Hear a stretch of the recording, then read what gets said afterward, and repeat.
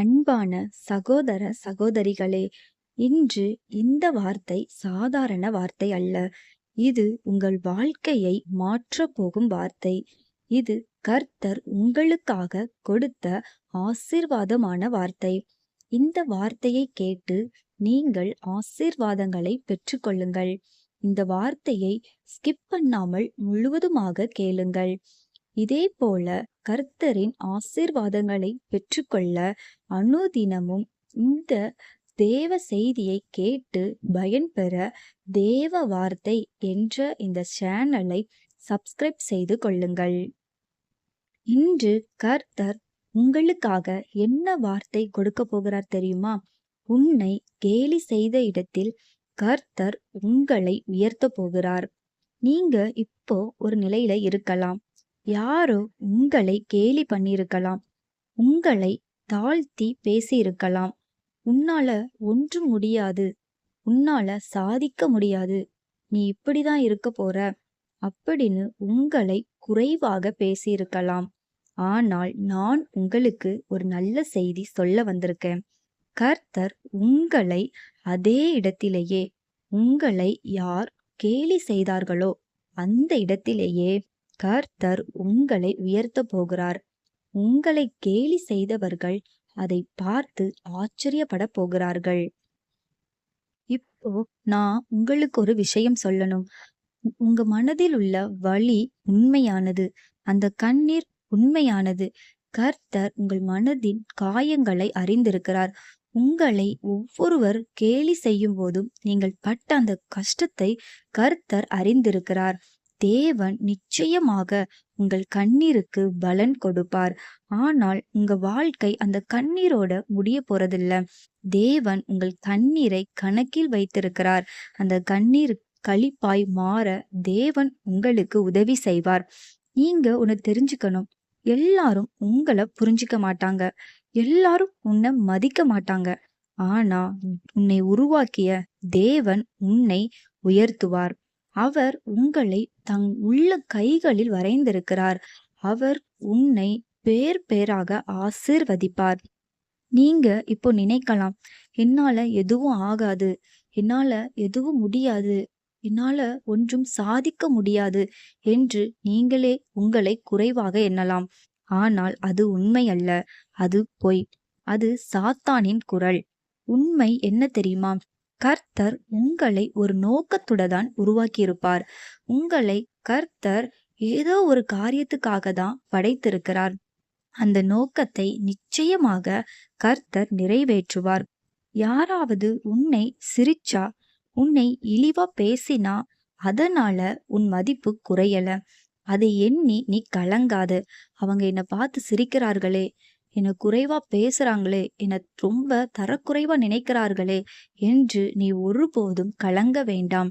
ஏனென்றால் உன்னை படைத்தவர் அற்புதமானவர். அவர் உன்னையும் உயர்த்த வல்லவராயிருக்கிறார். உன்னை கேலி செய்தவர்கள் மத்தியில் அவர் உன் தலையை நிமிர பண்ணுவார். உன்னை கேலி செய்தவர்கள் உன்னை தேடி வந்து பேசும் அந்த நேரம் வெகு தொலைவில் அல்ல, அது மிகவும் சமீபத்தில் உள்ளது. நீ கர்த்தரை நோக்கி பார்.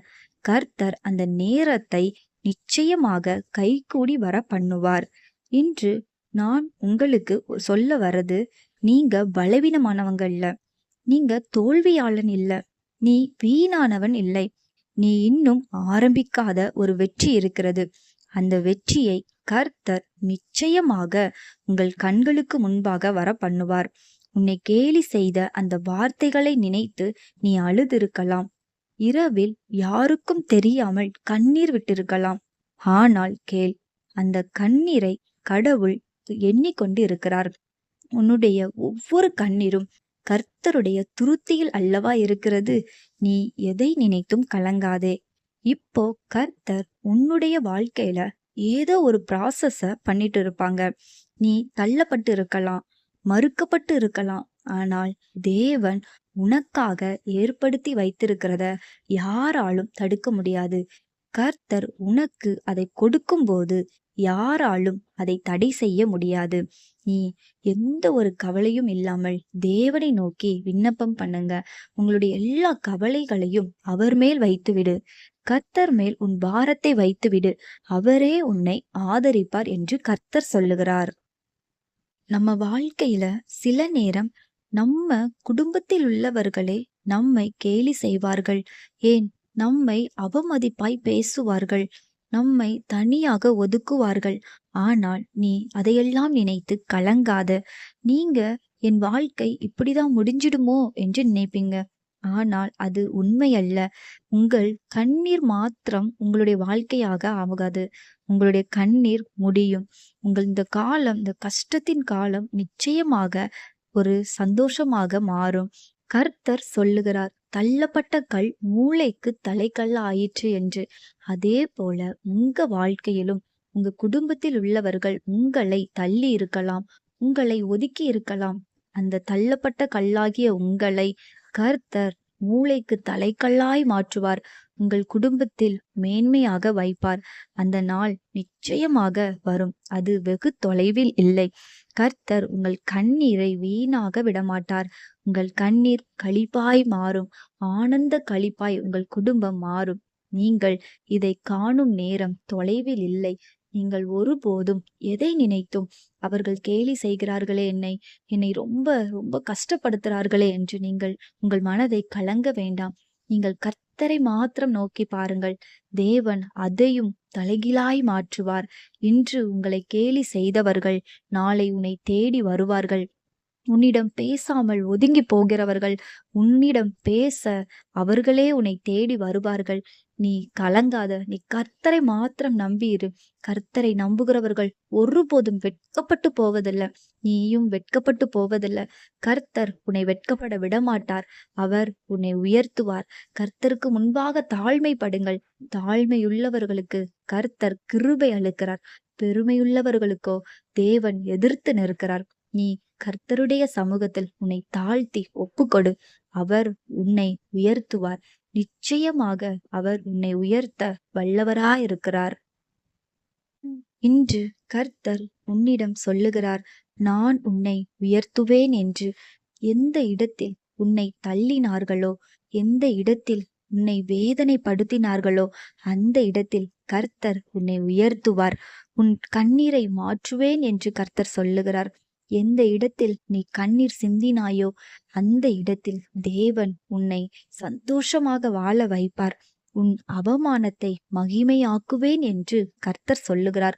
எந்த இடத்தில் நீ அவமானப்படுத்தப்பட்டாயோ, எந்த இடத்தில் வெட்கப்படுத்தப்பட்டாயோ அந்த இடத்தில் தேவன் உன்னை மகிமையாக உட்கார வைப்பார்.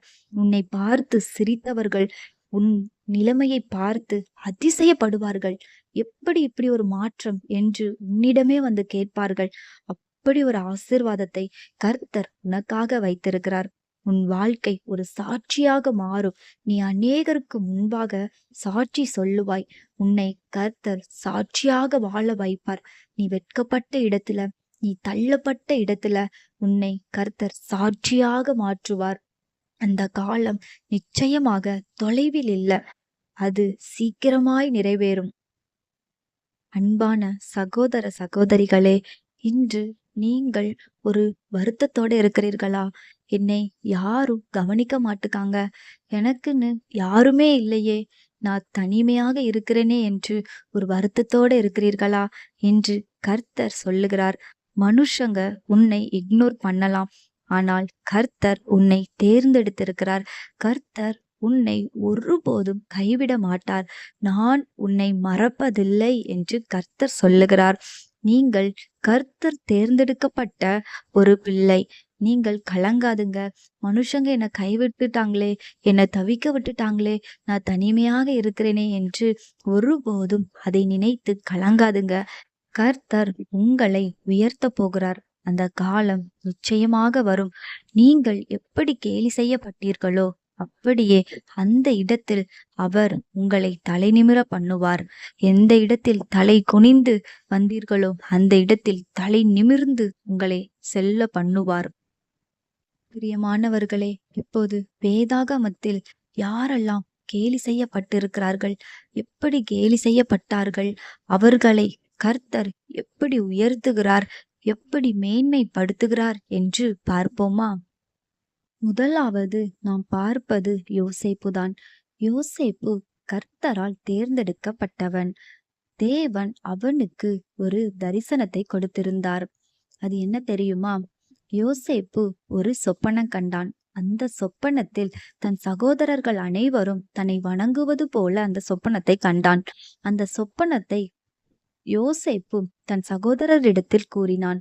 அந்த சொப்பனத்தின் நிமித்தம் தன் சகோதரர்கள் அனைவரும் யோசேப்பை பகைத்தார்கள். யோசேப்பை பார்த்து, அதோ சொப்பனக்காரன் வருகிறான் என்று அவனை கேலி செய்தார்கள். யோசேப்பை காசுக்காக அடிமையாக அவனை விற்று போட்டார்கள். அப்போது சகோதரர்கள் அனைவரும், இப்போது உன் சொப்பனம் எப்படி நிறைவேறுகிறது என்று நாங்கள் பார்க்கிறோம் என்றார்கள். ஆனால் கர்த்தர் யோசேப்பை உயர்த்தினார். அந்த அடிமையாக விற்கப்பட்ட தேசத்தில் யோசேப்பு எவ்வளவு கடினப்பட்டிருந்தாலும் கர்த்தர் அவனை உயர்த்தினார். ஏனென்றால் கஷ்டப்பட்ட நேரத்தில் கூட யோசேப்பு கர்த்தரை கைவிடவில்லை. கர்த்தரை உறுதியாக பற்றி கொண்டான். அதன் காரணமாக ஏசப்பா அவனை அந்த அடிமைப்பட்ட தேசத்துல ஒரு அதிகாரியாய் உயர்த்தினார். கேலி செய்த அவன் சகோதரர்கள் உணவுக்காக யோசேப்பையே தேடி வந்தார்கள். அதுபோல உன்னை யார் கேலி செய்திருந்தாலும் அவர்கள் மத்தியில தேவன் உங்களை உயர்த்துவார். அவர்கள் தேவைக்காக உன்னை தேடி வருவார்கள். அவர்களுடைய தேவையை நீ பூர்த்தி செய்வாய். அப்படியாக கர்த்தர் உன்னை உயர்த்துவார். கேலி செய்தவர்கள் உன்னிடமே வந்து உன்னிடம் உதவி கேட்கும் நிலை நிச்சயமாக வரும். நீ கர்த்தரை நம்பு, கர்த்தரை பிடித்துக்கொள், கர்த்தரை விசுவாசி. கர்த்தர் உனக்கு உதவி செய்ய வல்லவரா இருக்கிறார். இரண்டாவதாக நாம் பார்ப்பது தாவீதுதான். தாவீதை யாரும் மதிக்கல. அவனை லேசாக எடுத்துக்கிட்டாங்க. தாவீது ஆடுகளை மேய்த்து கொண்டிருந்தான். அவனை அவன் தகப்பனை மறந்துவிட்டார் என்று கூட சொல்லலாம். ஏனென்றால் சாமுவேல் தீர்க்கதரிசி அபிஷேகம் பண்ண தாவீதை தேடி வந்தான். அப்போது கர்த்தர் சொல்லியிருப்பார், ஈசாயின் குமாரர்களில் ஒருவனே நான் அபிஷேகம் பண்ண போகிறேன் என்று. அப்போது சாமுவேல் தீர்க்கதரிசி ஈசாயின் இடத்தில் உன் பிள்ளைகளை இங்கே வர சொல்லு என்று சொல்லியிருப்பார். ஈசாய் தாவீதை மறந்துவிட்டு தாவீதை தவிர அவன் சகோதரர்கள் அனைவரையும் காமிப்பான். அப்போது கர்த்தர் இவர்கள் யாரும் இல்லை என்று சொல்லியிருப்பார். பிறகு சாமுவேல் உன் பிள்ளைகள் இவ்வளவு தானா என்று கேட்பான். அப்போதுதான் ஈசாய்க்கு தாவீது என்ற ஒருவன் இருக்கிறான் என்றே அவனுக்கு நினைவு வருகிறது. அப்போது கர்த்தர் தாவீது மேல் அபிஷேகிக்கிறார். தாவீதை ஒரு ஆடுகளை மேய்த்து கொண்டிருந்த தன் தகப்பனால் மறக்கப்பட்ட ஒரு தாவீதை கர்த்தர் அரசனாக மாற்றினார். நீங்களும் இப்போது ஒரு மறக்கப்பட்ட நிலையில் இருக்கலாம். உங்க குடும்பத்தில் உள்ளவர்களே உங்களை மறந்து போய் இருக்கலாம். ஆனால் கர்த்தர் உங்களை மறக்கவில்லை. உங்களை மறந்தவர்கள் மத்தியில தேவன் உங்களை உயர்த்த போகிறார். அவர்கள் எல்லோருக்கும் ஒரு ஆசீர்வாதமாக நீங்கள் மாறப்போகிறீர்கள். கர்த்தர் இன்று உன்னிடம்தான் சொல்லுகிறார், உன்னை யார் மறந்தாலும் நான் உன்னை மறக்க மாட்டேன், நான் உன்னை உயர்த்துவேன் என்று கர்த்தர் உன்னிடம் சொல்லுகிறார். நீ கவலைப்படாத, கர்த்தரை மார்த்தம் பிடித்துக்கொள். தாவீது ஆடுகளை மேய்க்கும்போது கூட கர்த்தரை துதித்து பாடிக்கொண்டே இருப்பான். நீயும் யாரும் உன்னை மதிக்கல, உன்னை எல்லாரும் மறக்கிறாங்க என்று மறந்தவர்களை பற்றியே நீ நினைத்து கவலைப்படாதே. மாறாக கர்த்தரை நினைத்து துதித்து சந்தோஷப்படு. கர்த்தர் உன்னை எல்லோருக்கும் முன்பாக மேன்மையாக வைப்பார். மூன்றாவதாக நாம் பார்ப்பது மொர்தெகாய் என்ற ஒரு நபரை பற்றிதான். மொர்தெகாய் எஸ்தர் ராஜாத்தியின் சிறிய தகப்பன் ஆவார். எஸ்தர் ஒரு ராஜ ஸ்திரீயாக ஆன கதை உங்கள் அனைவருக்கும் தெரிந்திருக்கும். இந்த மொர்தெகாய் யூத குலத்தை சேர்ந்தவன். இந்த மொர்தெகாயை ஆமான் என்ற ஒரு துஷ்ட மனிதன் மிகவும் பகைத்தான். அதன் காரணமாக மொர்தெகாயை அழிக்க வேண்டும் என்று எண்ணினான். இந்த ஆமான் ஒரு அரசருக்கு அடுத்த இடத்தில் இருந்த ஒரு அதிகாரியாக இருந்தான். அதனால் அந்த ஆமானுக்கு மொர்தெகாயை அழிப்பது அற்ப காரியமாக தோன்றியது.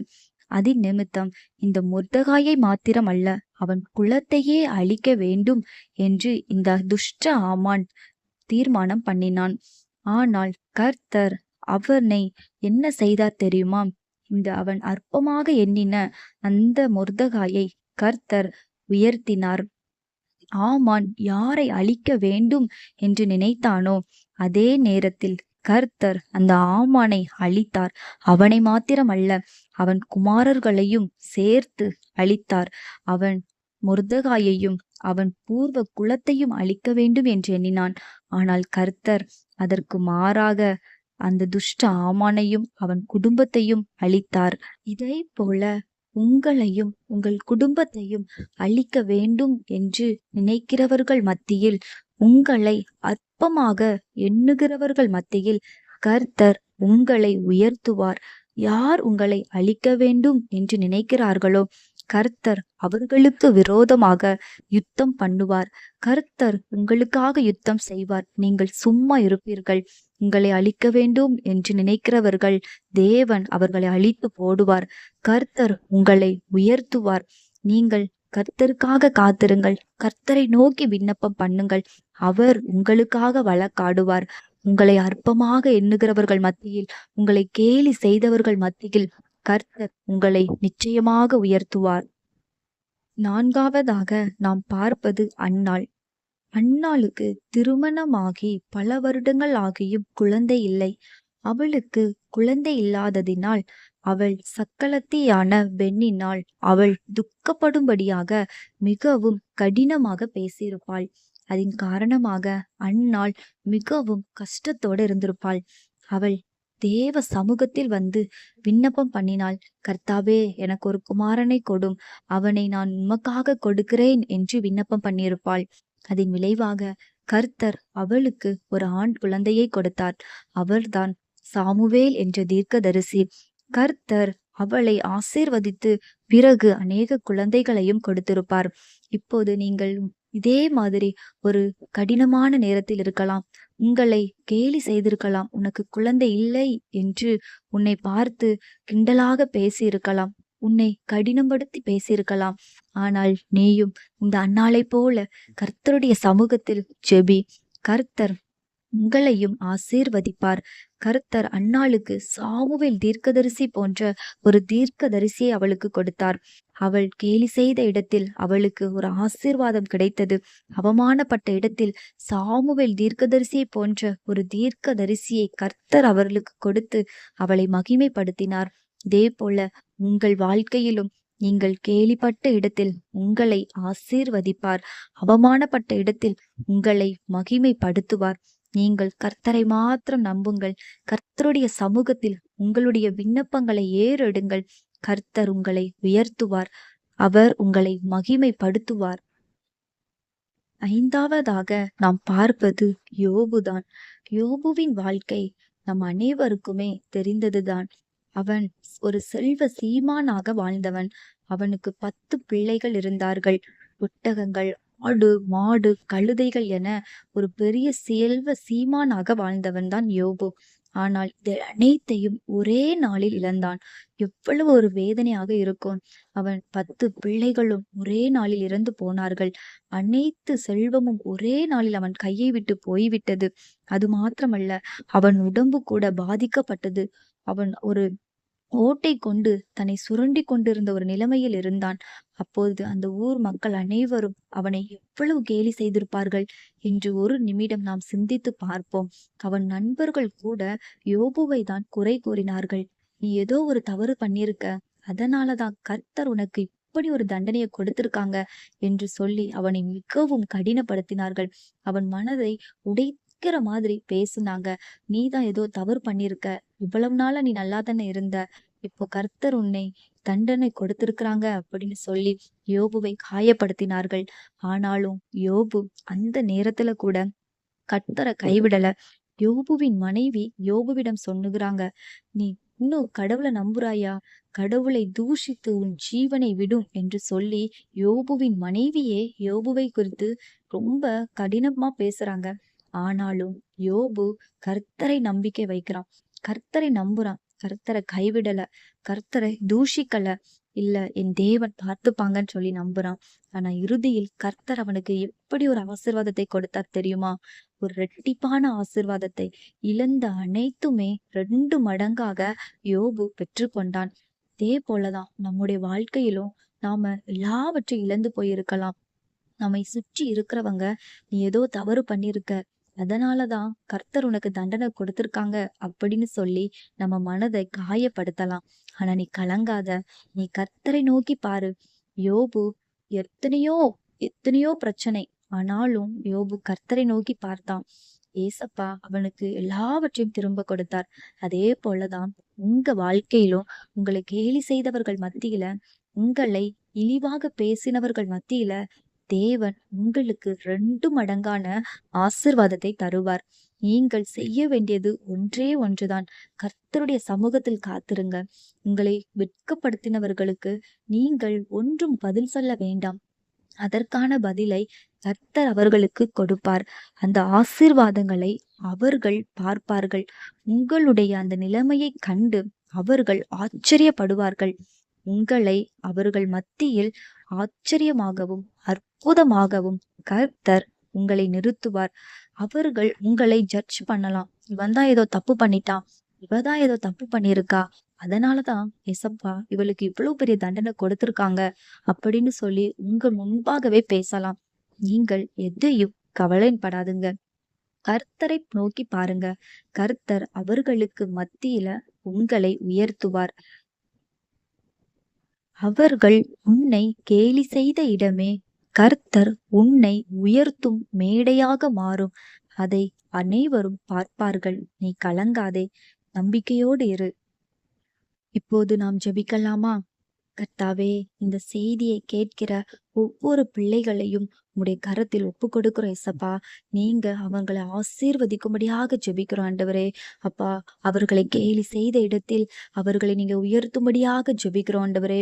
அவர்களுடைய ஒவ்வொரு கண்ணீரையும் ஒவ்வொரு கவலைகளையும் நீங்க அறிந்திருக்கிறீங்க ஏசப்பா. அவர்கள் வெட்கப்பட்ட இடத்துல என் தேவன் நீர் அவர்கள் தலையை உயர்த்தும்படியாக ஜெபிக்கிறோம்ப்பா. அப்பா, தள்ளப்பட்ட கல் மூளைக்கு தலைக்கல்லாயிற்றுன்னு சொன்னது போல அப்பா, அவர்களை யாரெல்லாம் தள்ளினார்களோ அந்த இடத்துல அவர்களே எசப்பா தலைக்கல்லாய் மாறணும் ஆண்டவரே. நீங்க அவர்களை தலையாய் உயர்த்துவீராக. அப்பா, நீங்க எசப்பா சொன்ன ஒவ்வொரு வார்த்தைகளையும் அவர்கள் நம்புகிறாங்க ஆண்டவரே. அந்த நம்பிக்கைய நீங்க தான் எசப்பா உயிர் கொடுக்கணும். அந்த நம்பிக்கையை நீங்க நிறைவேற்றுவீராக ஆண்டவரே. அவர்கள் வெட்கப்பட்ட இடத்துல அப்பா நீர் அவர்கள் தலையை உயர்த்துவீராக. அப்பா, உடைந்த மனதை நீங்க சுகப்படுத்துங்க எசப்பா. உடைந்த மனதோடு ஒரு பாரத்தோடு இருக்கிற ஒவ்வொரு பிள்ளைகளோட மனதிலையும் அப்பா நீர் ஒரு நம்பிக்கையை கொடுங்க ஏசப்பா. அப்பா, அவர்களுடைய தோல்வியை வெற்றியாய் மாற்றுங்க ஏசப்பா. ஜெயம் கொடுக்கும் தேவன் எங்களோடு கூட இருக்கிறீங்க ஆண்டவரே. ஜெயத்தை கொடுக்கிற என் தேவாதி தேவனை நாங்கள் ஸ்தோத்தரிக்கிறோம்ப்பா. நீங்க எங்களோட வாழ்க்கையில எல்லா தோல்வியையும் ஜெயமாய் மாற்றி தரும்படியாக ஜெபிக்கிறோம் தகப்பனே. அப்பா, அந்த நேரத்துல கூட இசப்பா வேலை இல்லாதவர்களுக்கு ஒரு நல்ல வேலையை நீங்க ஏற்படுத்தி கொடுக்கும்படியாக ஜெபிக்கிறோம் ஆண்டவரே. கடனில் இருப்பவர்களுக்கு ஒரு விடுதலையை நீங்க தரும்படியாக ஜெபிக்கிறோம் ஆண்டவரே. இஸ்ரவேல் ஜனங்கள் ஒரு அடிமைத்தனத்துல இருந்தாங்க இசப்பா. அவர்களுக்கு நீங்க விடுதலை கொடுத்தது போல ஆண்டவரே, இந்த கடன் என்கிற அடிமைத்தனத்துல இருந்து ஒவ்வொருவரும் மீண்டு வருகிறதற்கு நாங்க உங்களுடைய கரத்துல எங்களை ஒப்பு கொடுக்கிறோம் இசப்பா. அப்பா, கடன் கொடுத்தவன் கடன் வாங்கினவன் கடன் கொடுத்தவனுக்கு அடிமைன்னு சொல்லி நீங்க சொல்லியிருக்கிறீங்க இசப்பா.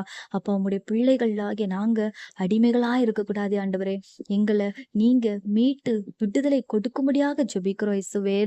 இந்த நேரத்துல கூட ஆண்டவரே, பாரத்தோடு ஜெபிக்கிற ஒவ்வொரு பிள்ளைகளையும் நீங்க அவர்களுடைய எல்லா தேவைகளையும் சந்தித்து அவர்களுடைய தேவைகளை நிறைவேற்றும்படியாக ஜெபிக்கிற ஆண்டவரே. நோயிலிருந்து இசப்பா நீர் ஒரு விடுதலை கொடுக்கும்படியாக ஜெபிக்கிற ஆண்டவரே. உடல் பலவீனங்கள் எல்லாவற்றையும் ஒரு நல்ல சுகத்தை நீங்க ஏற்படுத்தி கொடுப்பீராக. இயேசுவின் நாமத்தில் ஜெபிக்கிறோம். ஆமேன்.